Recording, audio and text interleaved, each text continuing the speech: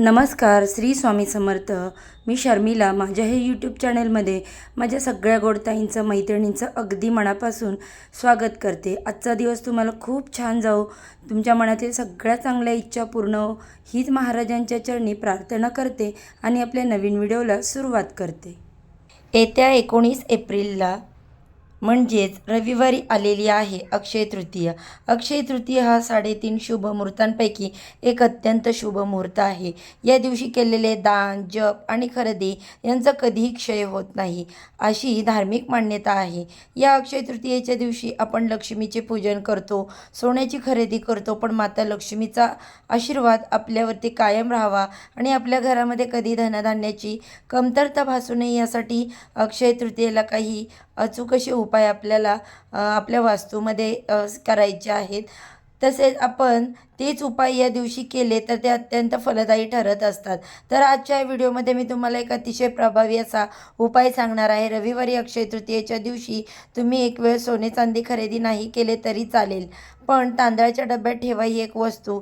लक्ष्मी तुमच्या घरी पाणी भरेल, आयुष्यभर पैसा कमी पडणार नाही आणि हा उपाय केल्याने घरातील गरिबी, दारिद्र्य ही कायमची दूर होईल. तर अशी कोणती वस्तू आहे जी तुम्हाला तांदळाच्या डब्यात ठेवायची, कोणत्या वेळेत हा उपाय करायचा याबद्दलची संपूर्ण माहिती या व्हिडिओमध्ये मी तुमच्यासोबत शेअर केली आहे. तुम्ही हा व्हिडिओ स्किप न करता शेवटपर्यंत नक्की पहा. चॅनलवरती नवीन असाल तर सबस्क्राईब करा आणि माहितीपूर्ण नवनवीन व्हिडिओ पाहण्यासाठी बेल आयकॉनला देखील प्रेस करा.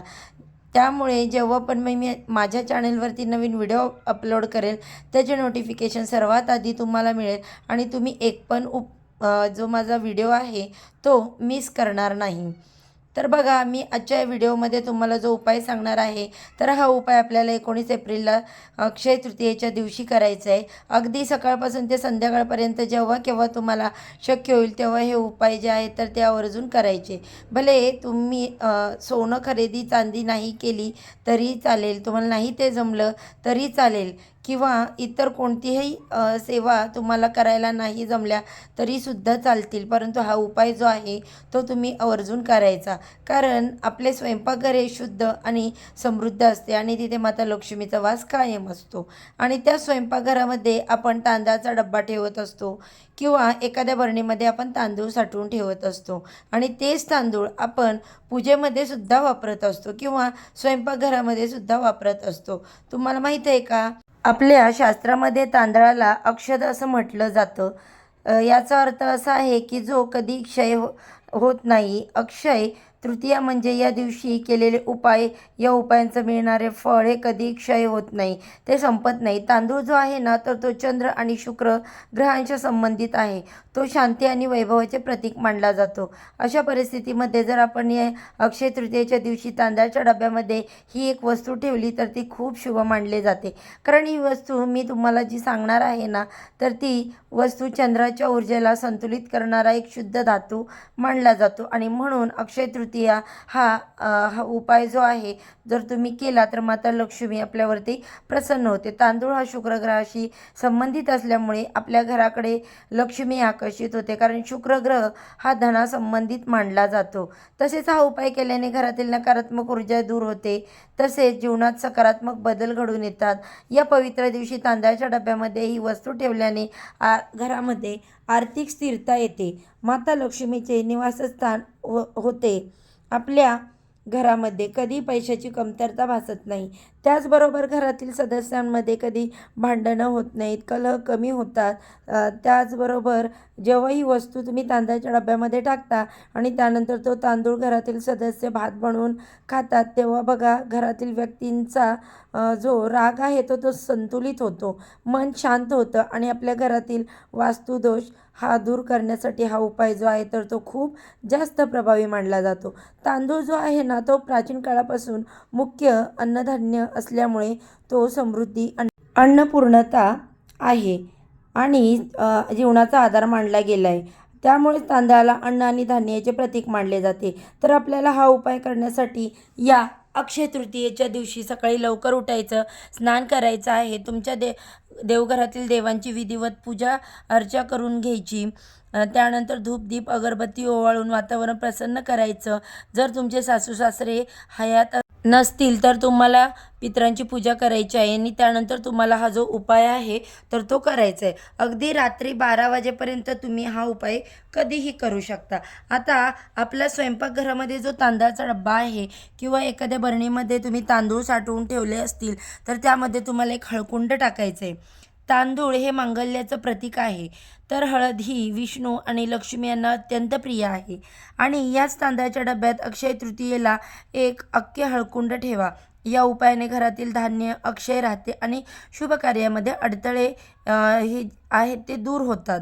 तसेच माता लक्ष्मी आपल्या घरात निवास करते आणि घरामध्ये कधीही धनधान्य, संपत्ती, पैसा आपल्याला कमी पडत नाही. म्हणून तुम्ही आवर्जून एका लाल रंगाच्या कपड्यामध्ये हळकून ठेवायचं. त्यासोबत 1 रुपयाचं नाणं ठेवायचं आहे आणि तुमच्याकडे चांदीचं नाणं असेल तर ते सुद्धा तुम्ही ठेवू शकता आणि त्याची पोटली तयार करून तुम्हाला तांदळाच्या डब्यामध्ये ठेवायची. आता या डब्यातील तांदूळ संपल्यानंतर ती पोटली तशीच राहू द्या. पुन्हा नवीन तांदूळ तुम्हाला भरायचं. अशा पद्धतीने एक वस्तू ही आहे ती तुम्हाला अक्षय तृतीयेला तांदळाच्या डब्यात ठेवायची. त्याचबरोबर आपल्या स्वयंपाकघरामध्ये साखरहीसुद्धा आवर्जून असते. घरातील कोणी ना कोणी व्यक्ती चहा हा पितच असतो. त्यामुळे असं एकही स्वयंपाकघर नाही की तिथे साखर नसेल. साखर जी आहे ना तर ती आपल्या आयुष्यामध्ये गोडवा निर्माण करते.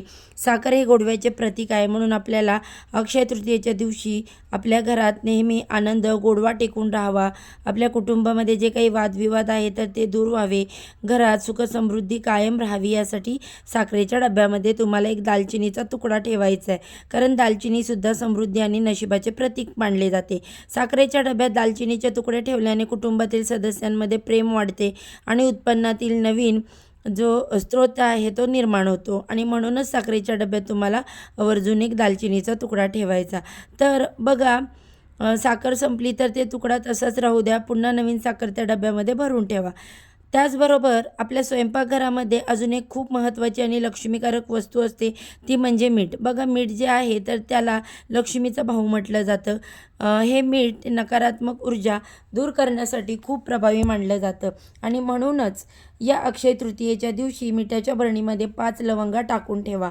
लवंग आणि मिठाचे हे मिश्रण घरातील दारिद्र्य, गरिबी दूर करण्यास आणि सकारात्मक ऊर्जा निर्माण करण्यास, सकारात्मक ऊर्जा लक्ष्मी आपल्याकडे आपल्या घराकडे आकर्षित करण्याचं काम करत असते. आणि या उपायामुळे कर्जातून मुक्ती मिळते. कर्ज फेडण्यासाठी योग्य मार्ग मिळतो. म्हणून तुम्ही नक्की अक्षय तृतीयेला मिठाच्या डब्यामध्ये 5 लवंगा या आवर्जून टाकायच्या आहे. मीठ संपलं की त्या लवंगा तशाच राहू द्या. नवीन मीठ तुम्हाला पुन्हा त्या भांड्यामध्ये व बरणीमध्ये भरायचं. त्याचबरोबर आपल्या घरामध्ये गव्हाचं पीठ हे अन्नाचं मुख्य आधार आहे आणि म्हणूनच अक्षय तृतीयेला पिठाच्या डब्यात 10 रुपयांचे एक स्वच्छ नाणे ठेवा. हे नाणे लक्ष्मीचे प्रतीक मानलं जातं. कारण तुम्ही माता लक्ष्मीचा कोणताही फोटो किंवा मूर्ती पाहिली असेल तर लक्ष्मीच्या हातातून तुम्हाला नाणेच पडताना दिसतात. म्हणून नाणे हे लक्ष्मीचे प्रतीक मानले गेले आहे आणि हेच नाणे पिठाच्या डब्यामध्ये ठेवायचे. अन्नामध्ये त्यामुळे बरकत येते आणि आपले आर्थिक योग जो आहे तर तो वाढत जातो. आणि म्हणूनच गव्हाच्या पिठामध्ये एक 10 रुपयाचं नाणं कायमस्वरूपी तुम्हाला ठेवायचे. तर अशा पद्धतीने ज्या वस्तू मी तुम्हाला सांगितल्या तर त्या वस्तू तुम्हाला स्वयंपाकघरामध्ये असणाऱ्या मिठाच्या डब्यात, तांदळाच्या डब्यात, गव्हाच्या पिठाच्या डब्यात, त्याचबरोबर साखरेच्या डब्यामध्ये ठेवायचे आहेत. तर हे अत्यंत प्रभावी आणि सात्विक असे उपाय आहेत. हे उपाय जर तुम्ही अगदी श्रद्धेने आणि निष्ठेने अक्षय तृतीयेच्या दिवशी जर केले तर नक्कीच तुमच्या घरात धन, संपत्ती, पैसा हा कधीच कमी पडणार नाही आणि लक्ष्मी कायमस्वरूपी तुमच्या घरात वास्तव्य करेल. तर ही अत्यंत महत्त्वपूर्ण माहिती मला तुमच्यापर्यंत शेअर करायची होती. व्हिडिओ आवडला असेल तर जाता जाता व्हिडिओला एक लाईक करा. चॅनेलवर नवीन असाल तर सबस्क्राईब करा आणि हा व्हिडिओ तुमच्या मित्रपरिवारांसोबत जास्तीत जास्त शेअर करा. चला तर मग भेटू उद्या पुन्हाच अशा नवीन व्हिडिओसोबत, नवीन माहितीसोबत. सर्वांना श्री स्वामी समर्थ.